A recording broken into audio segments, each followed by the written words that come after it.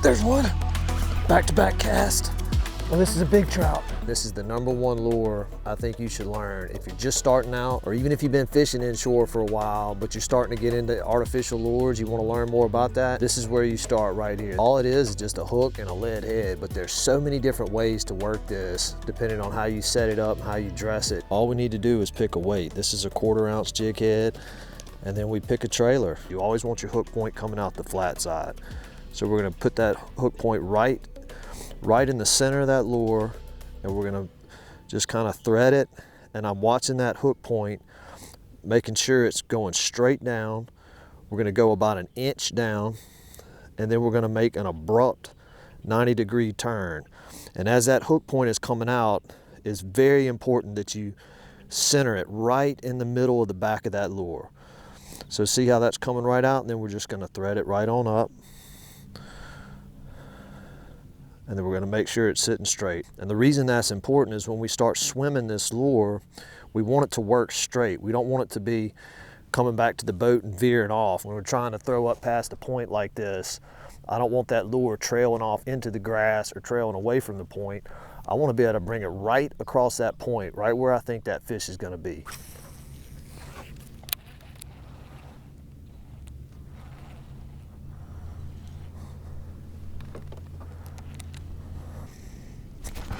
There he is. First fish is a nice trout.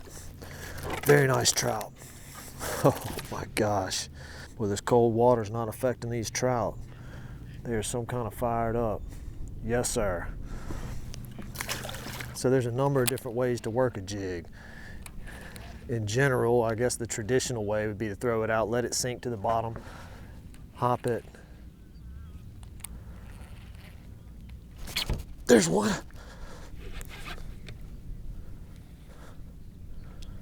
And that may be the thing today.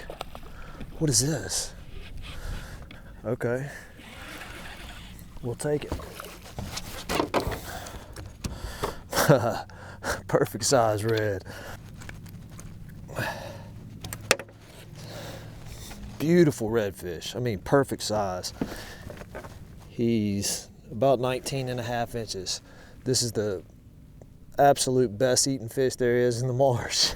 So in this stiff current like this, I'm fishing with a 1/4 ounce because we need that amount of weight to be able to get down to the bottom. The correct way to work a jig is however the fish are biting it that day. That's the correct way. I mean, you can swim these, let them sink to the bottom and hop them. I am gonna slow it down a little bit today just because of the current is moving so fast. If the fish are a little bit deeper and I don't slow down, I'll just be going right over the top of their heads. So when I'm letting that lure drop like that, I'm watching that line just to see if it jumps.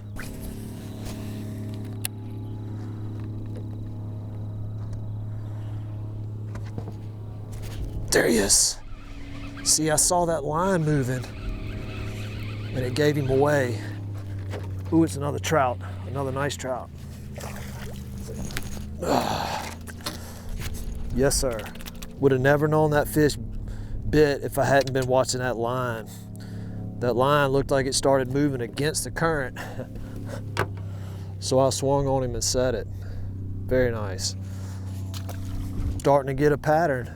Video I made last week, I had to be reeling it, moving it fast to get bit. Same water temperature and everything, they just behave differently. That's what makes a jig so good, is that you can work it so many different ways. There he is. It's another trout.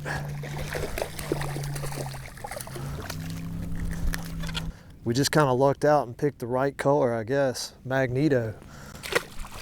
That's what I'm talking about. Give it a little hop, let it drop back down, and watch that line.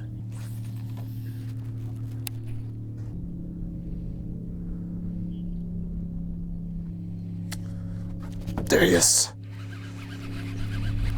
Another nice trout. Golly. Boy, the trout are fired up. These are all keeper size trout too. Traditionally, you're sitting there throwing at places where you can find moving water, but on a day like today, they don't want to sit in that current that strong. So they're gonna be out in the eddies trying to duck out of that current.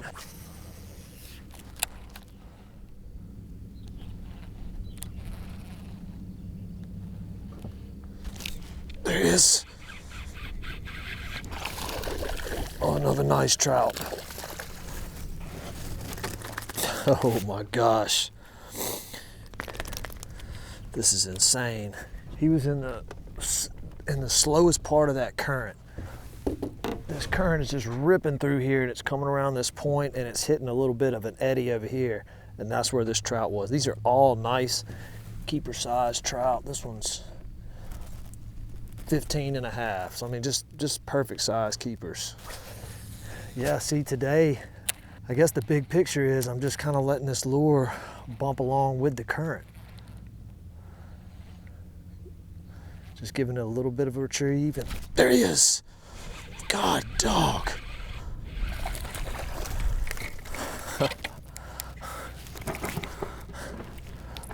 Well, maybe, he got me. He's 14. All right, I'm just curious. We're gonna throw this rattle trap.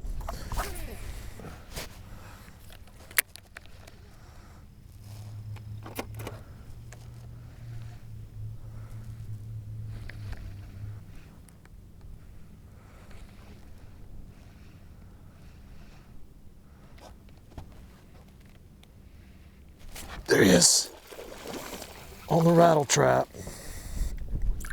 Another nice trout. Ooh, son.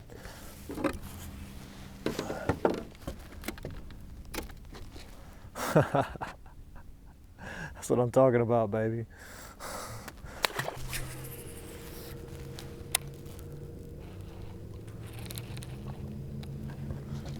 There he is. Another trout. Oh my gosh. Back on the jig. What a crazy bite going on. 16-inch trout. That's what I'm talking about.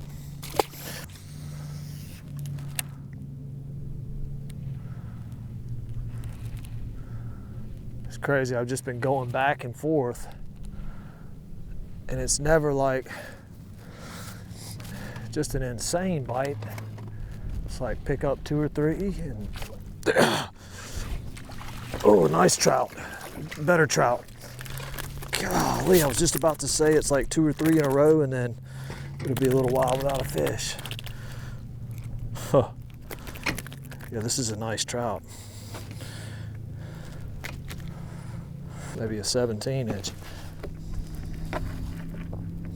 Yeah, that's a 17-inch trout. Beautiful. I think that's almost a limit. I think we got to catch a couple more.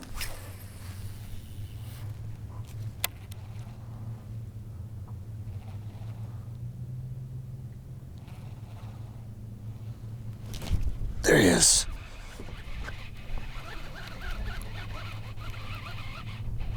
Another trout.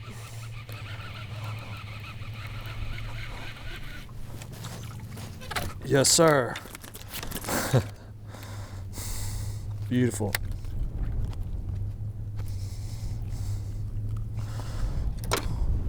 It's another 15, 16 incher. It's 15 and a half.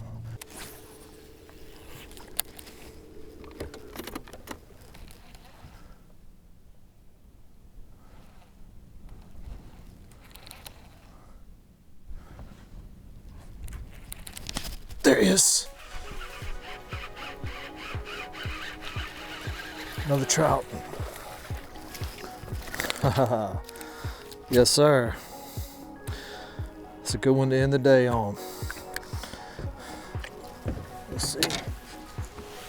He is 14 inches.